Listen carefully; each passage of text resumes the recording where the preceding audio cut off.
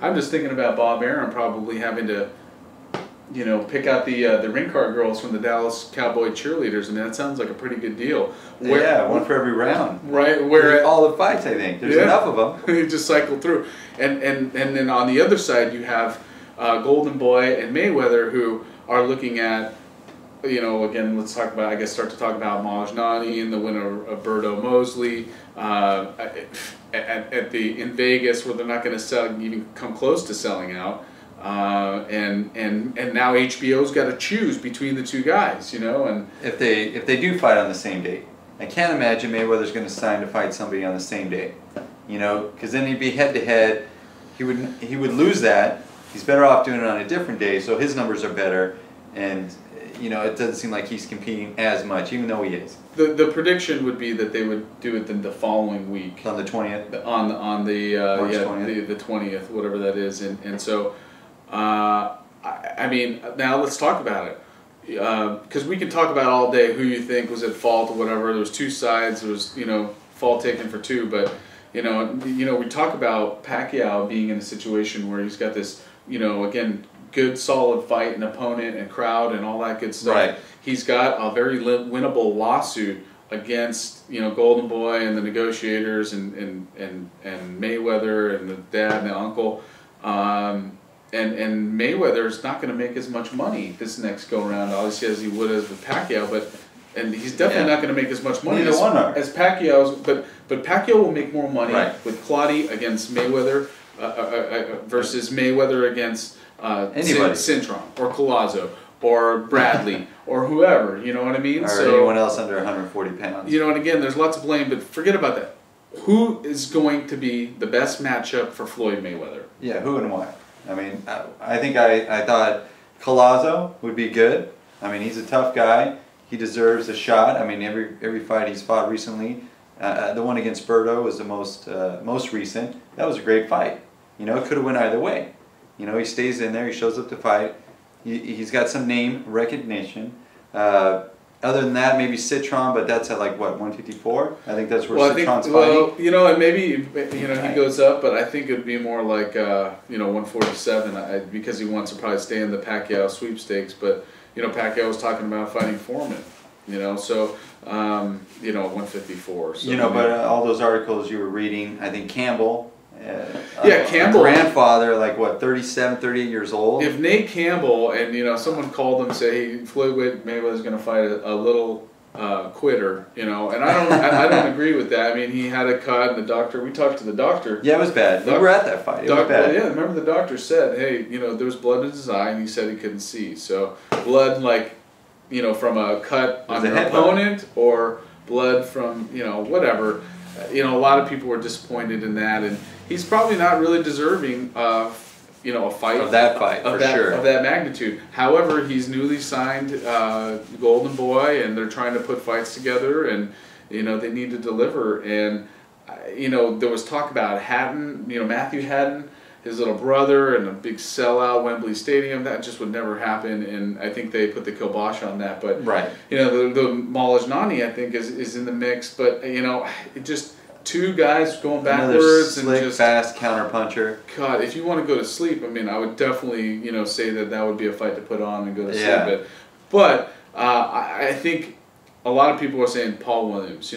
He had some trouble with obviously Sergio Martinez at a much heavier weight. At a heavier weight, come on down, Paul, and meet Floyd Mayweather. That would be a great fight. I mean. Yeah. What Jerry Jones would do is suggest that fight the weekend after. And but how many people in the recession can afford to go to two fights back to back? I'll tell you what, man. If there was a buy one and then get a second at half price or something, Jerry, let's talk about it. We can put those numbers together. But I would do that. That would be awesome. You bring Paul Williams. See, the thing is that I guess there's advisors for some of these guys have advisors that really overlap, and probably they shouldn't like that. Al Heyman is a guy who apparently has a lot of pull over both guys, but so they're purposely keeping them apart. It's like these guys should fight. I mean, Paul Williams, he deserves it. Let's not go into Paul Williams just yet because again we're just talking about these opponents.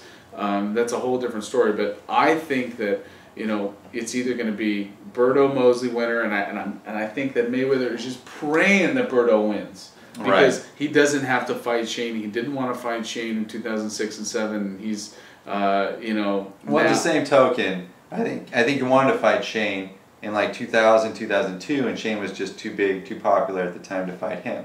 So I think he returned the favor by not taking his fight now when he's got a name. Yeah, you know what I'm saying? I mean, sure, we could go back, but it's like, you know, at this point. But ultimately, we, you know, fight fans, we want to see that fight. He was in the ring harassing him after the fight. WWF. That was great, though. I love it. Because Shane, what's he going to do? He hadn't fought in like 8 months. It's like, what are you going to do? Of course you're going to go in there and like. Well, Shane could have fought Paul Williams, but he didn't. His promoter, why take the chance? Everybody's got everybody's got their little. You want to fight a guy you think you can beat. You don't want to fight everyone that's out there.